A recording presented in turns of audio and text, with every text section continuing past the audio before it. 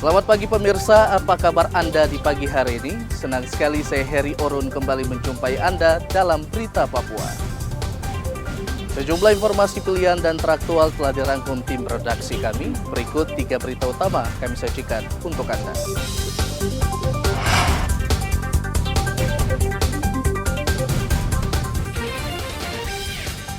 Tak terima keluarganya ditangkap karena makar, warga Vanin di Pantai Manokwari blokade jalan utama Yosudarso.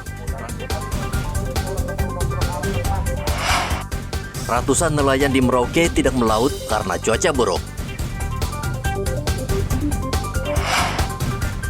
Sejak Idul Adha, harga ayam potong di Merauke masih mahal.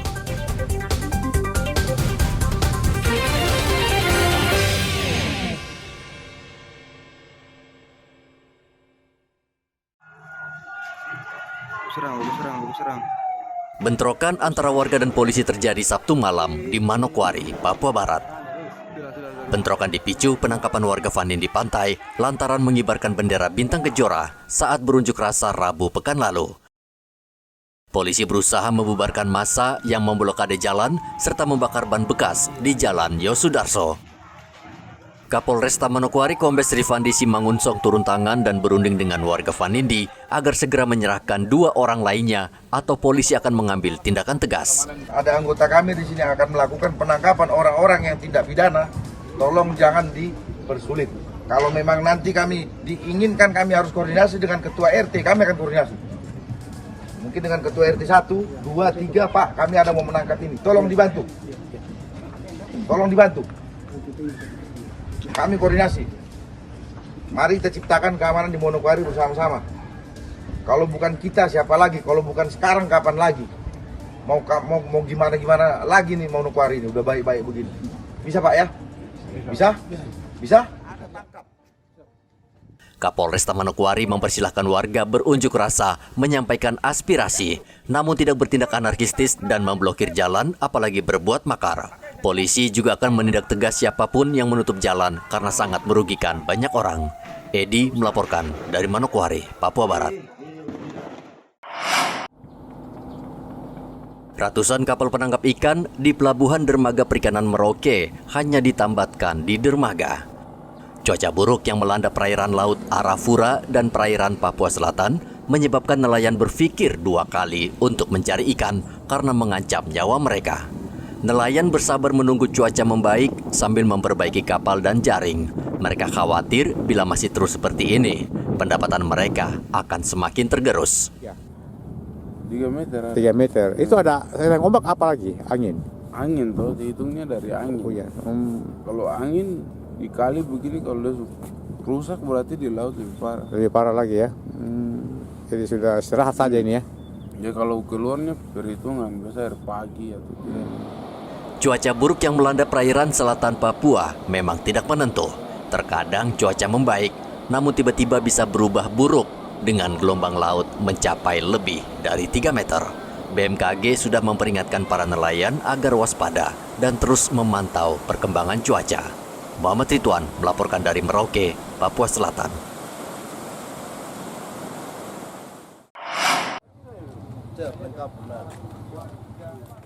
Kapolres Merauke AKBP Sandi Sultan menyidak kendaraan yang digunakan anak buahnya sebelum melaksanakan operasi patuh Kartens 2023. Ternyata banyak sepeda motor yang dikendarai polisi bermasalah, mulai dari STNK yang sudah mati, tidak ada plat nomor, helm tidak standar, serta plat nomor kendaraan yang juga tidak standar.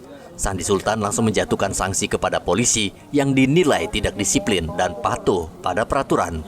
Ini ada 2 nih, ya, 2 persoalan yang mana anggota tidak punya STNK kendaraannya, menunjukkan STNK kendaraan. Ya, saya suruh propos tadi cross check sampai dengan selesai, saya minta laporannya. Ya, kemana STNK-nya? Yang kedua, ya, mereka ini ada menggunakan kendaraan dinas tapi tidak mempunyai surat keterangan pengguna kendaraan dinas. Harus ada. Itu urusannya logistik. Ini harus ditertibkan juga, ya. Ataupun kendaraan dinas yang sudah didem.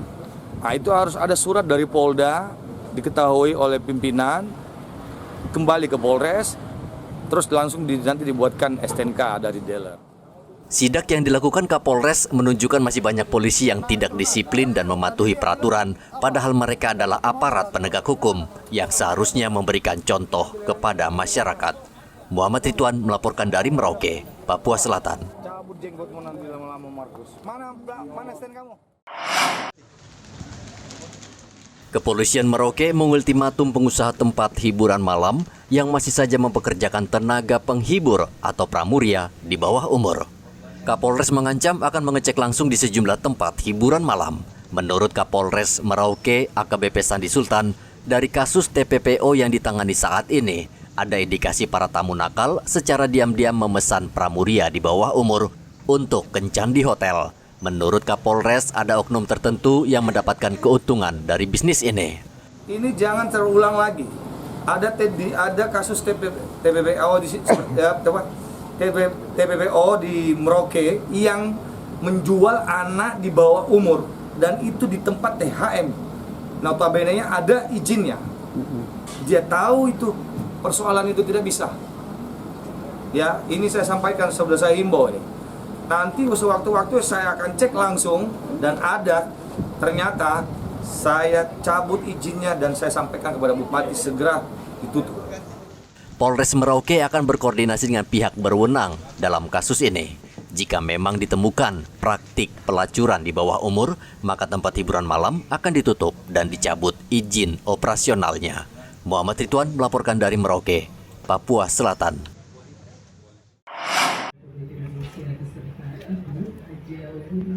Wakil Presiden Ma'ruf Amin saat berkunjung ke Timika sempat meninjau acara bakti sosial di RSUD Timika, Kabupaten Mimika, Papua Tengah. Kesempatan ini dimanfaatkan masyarakat untuk mengobati penyakit katarak dan bibir sumbing secara gratis. Pengobatan ini merupakan kerjasama antara RSUD Timika dan Persatuan Purnawirawan TNI Angkatan Darat serta Perhimpunan Dokter Spesialis Mata Indonesia. Selain pengobatan, warga juga mendapat sembako dan vitamin. Pada bakti sosial ini, tim dokter mengoperasi 78 pasien katarak dan 12 pasien bibir sumbing. Katarak merupakan penyakit yang diderita banyak warga Papua karena rumah tradisional Papua tidak berjendela dan memiliki satu pintu, sehingga asap dapur tidak keluar hingga merusak mata. Di Kabupaten Mimika ini ada 78 pasien yang dilaksanakan tindakan operasi dengan 105 bola mata. Kemudian untuk operasi bibir sumbing ada 12 pasien. Kemudian pengobatan gigi ada pengobatan umum ada 1.000 orang. Kemudian pemberian vitamin untuk 2.000 orang. Kemudian kacamata baca untuk 500 orang dan pemberian sembako 1.150 paket. Dari Timika, Wakil Presiden kemudian mengunjungi Kabupaten Fakfak, Papua Barat. Wapres melihat langsung pengelolaan produksi buah pala yang bekerja sama dengan Kedutaan Besar Inggris. Seperti diketahui, buah pala bisa dijadikan berbagai macam olahan seperti parfum, buah manisan, hingga selai roti. Ada hal-hal yang masih diperlukan, itu juga menjadi catatan kami, baik perluasan kebun, kemudian juga penambahan jenis proses, alat prosesnya itu supaya lebih banyak, dan juga alat-alat termasuk pengeringan, pembuatan butter dan sebagainya. Sebagaimana arahan Bapak Presiden, Bapak Wakil Presiden dan para Menteri, kita akan terus mengembangkan berbagai hal yang berkaitan dengan upaya mendorong meningkatkan kesejahteraan. Dalam kesempatan tersebut, Wapres juga meletakkan batu pertama proyek pembangunan Taman Ruang Terbuka Hijau yang terletak di pinggir laut. Taman ini akan berfungsi sebagai ruang publik bagi masyarakat Fakfak serta sebagai tempat rekreasi, sarana olahraga, hingga pusat edukasi. Igobat Momolin dan Edi melaporkan dari Mimika dan Fakfak. Gubernur Papua Barat Paulus Waterpau meresmikan lapangan voli pantai sekaligus membuka sirkuit nasional seri 1 voli di Pantai Petrus Kaviar, Amban, Manokwari, Sabtu lalu. Acara dimeriahkan dengan kesenian dan tarian poco-poco kreasi Papua. Paulus Waterpauw dalam sambutannya menantang para pemuda, khususnya di Papua Barat, untuk menunjukkan prestasi melalui hobi dalam olahraga. Paulus mengatakan kejuaraan nasional voli itu menjadi ajang untuk membuktikan kemampuan dan prestasi, sekaligus mempromosikan pariwisata di kawasan pantai Petrus Caviar. Bukan mimpi, sesuatu yang bukan angan-angan bermata, tapi itu bisa Anda wujud nyatakan lewat prestasi-prestasi, lewat kemampuan yang Tuhan sudah berikan kepada Anda semua. Oleh karenanya jangan sia-siakan masa muda Anda semua, ya, pakai yang baik. Kalau sekarang pemerintah mampu memfasilitasi dengan cara seperti ini, syukuri. Alhamdulillah, ini ada ruang-ruang yang dibangun oleh pemerintah, ya, gitu. Ya, cara mendukungnya adalah persiapkan diri untuk meraih prestasi yang maksimal. Karena dengan prestasi yang maksimal, penghargaan akan diberikan dan akan Anda dapatkan berbagai banyak hal, ya. Hari ini kita bersyukur tim bola voli SEA Games kita, ya, menjadi juara untuk bola voli indoor putra, untuk bola voli pasir emas juga, jadi 2, voli indoor putra dan voli pasir putra, ya. Nah, untuk putrinya sementara dapat perunggu, perak, ya, perak untuk indoor. Ada 15 provinsi yang ambil bagian dalam kejuaraan nasional ini. Mereka terbagi dalam 42 tim. 23 untuk putra yang dibagi menjadi 8 grup dan 19 tim putri dibagi menjadi 6 grup. Kejuaraan akan berlangsung selama 4 hari. Edi melaporkan dari Manokwari, Papua Barat.